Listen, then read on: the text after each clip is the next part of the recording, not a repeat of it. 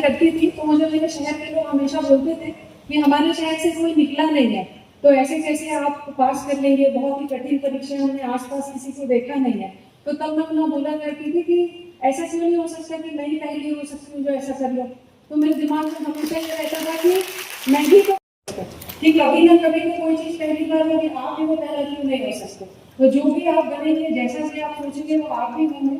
और आप सभी को बहुत बहुत आशीर्वाद और बहुत बहुत प्रेम। हमेशा हमारे प्रदेश के बच्चों को देखकर ऐसा लगता है कि एक समय ऐसा है जब ऐसी कोई सूची निकले जिसमें मैक्सिमम संख्या में किसी प्रदेश के बच्चे होंगे वो छत्तीसगढ़ के, और आप सभी को मेरे बच्चों को साकार करें, ऐसी मेरा ख्याल है।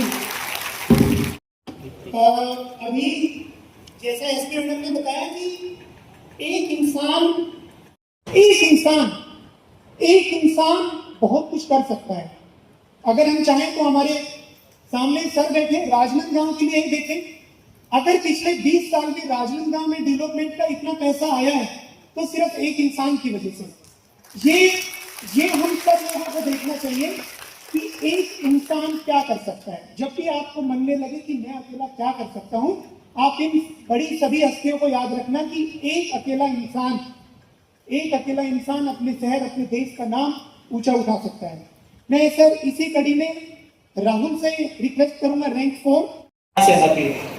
तो दूसरा सवाल जो मुझे जिला प्रशासन ने बहुत तरह की हिदायत दी है कि काफ़ी बच्चे यहाँ बैठे हुए हैं, उन्होंने रिक्वेस्ट किया था पूछने की कोचिंग लेने की ज़रूरत है कि नहीं। तो मैं एक बहुत ही हम्बल बैकग्राउंड से आता हूँ, मेरे पास कोचिंग लेने का पैसा नहीं था और ना ही मुझे कोचिंग के फाउंडेशन कोर्सेज की ज़रूरत समझ आ रही थी, क्योंकि आप किसी के हाथों से बनना नहीं चाहते। यूपीएससी ऐसा एग्जाम है जो आपको देश के सबसे बड़े चैलेंजेस के लिए। प्रतियोगी परीक्षा में सफल हुए प्रतियोगियों से सफलता के मूल मंत्र और परीक्षा की तैयारी के टिप्स सुनने आए हैं। आप लोगों ने बहुत सारी बातें ध्यान से सुनी होंगी। प्रतियोगी परीक्षा की तैयारी और अटेम्प्ट करने के दौर में सफलता और असफलता से दो चार होना पड़ता है। कभी सफलता अधूरी मिलती है तो कभी वांछित सफलता नहीं मिलती। मैं जानता हूं कि आप सभी प्रतियोगी परीक्षाओं में सफल होने के आकांक्षी हैं। मेरी शुभकामनाएं आपके साथ हैं।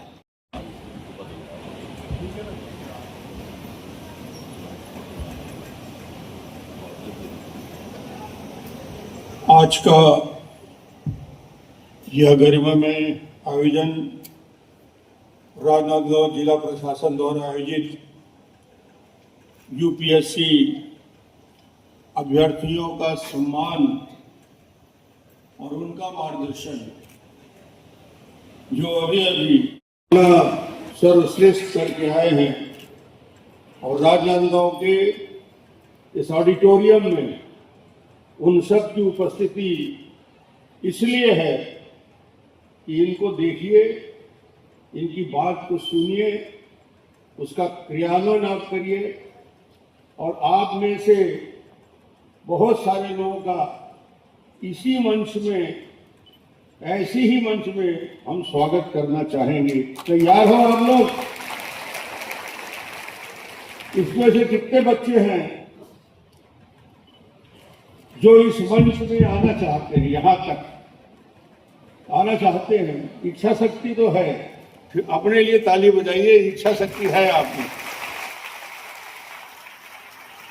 सबसे पहले जरूरी है कि इच्छा शक्ति, और इस इच्छा शक्ति के साथ 1.5-2 घंटे से 3 घंटे से यहां बैठे हो, तो ये भी बताता है कि आपके अंदर धैर्य भी है। ऊपर और नीचे सब भरे हुए हैं। एक काम करना, मेरा छोटा सा सलाह मान लेना। यदि मानोगे,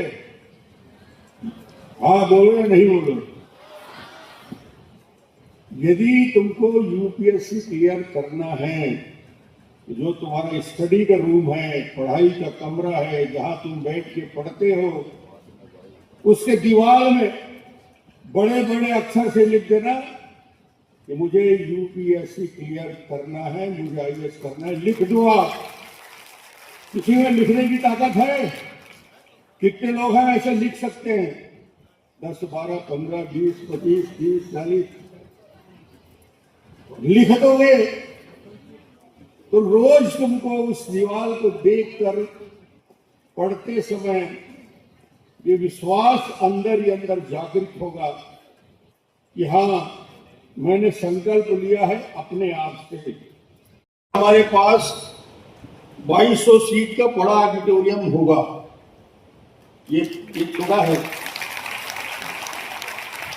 तो जब ऑडिटोरियम बड़ा बन रहा है भाई, तो ऑडिटोरियम के बैठने के लायक 3 रो का कुर्सी भी लगे, तो आप लोग इसमें आने लायक तैयारी तो करो।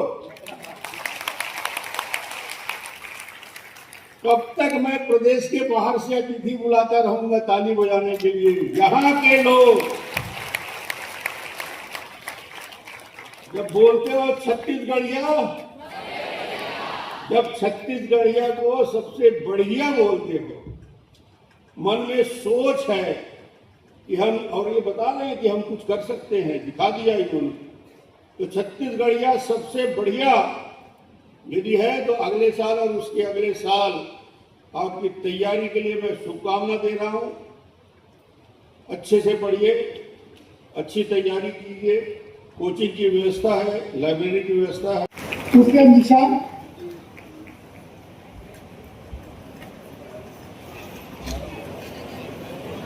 उसके बाद अग्रवाल मैडम, सुस्मिता मैडम,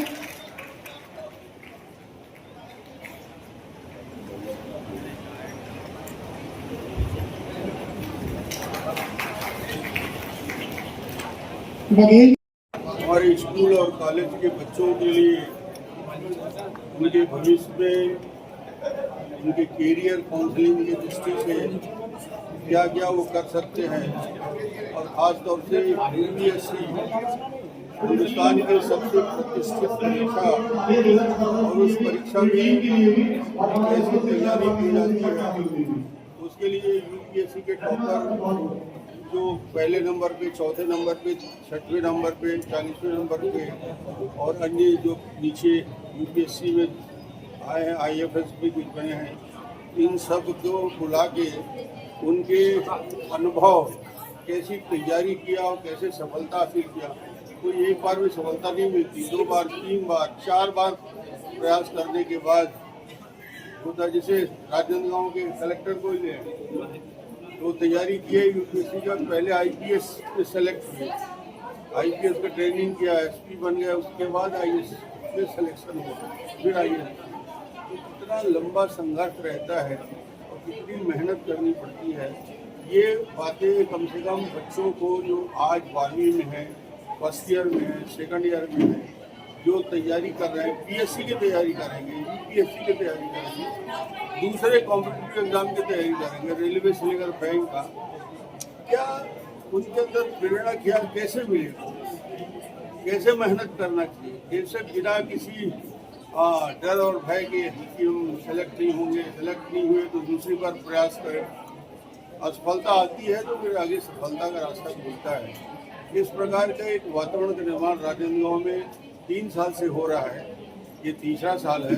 जिला प्रशासन को मैं बहुत बहुत धन्यवाद दूंगा, कलेक्टर और पूरी टीम को। शानदार आयोजन यूथ के लिए, बच्चों के लिए, तरुणाई के लिए, जिनको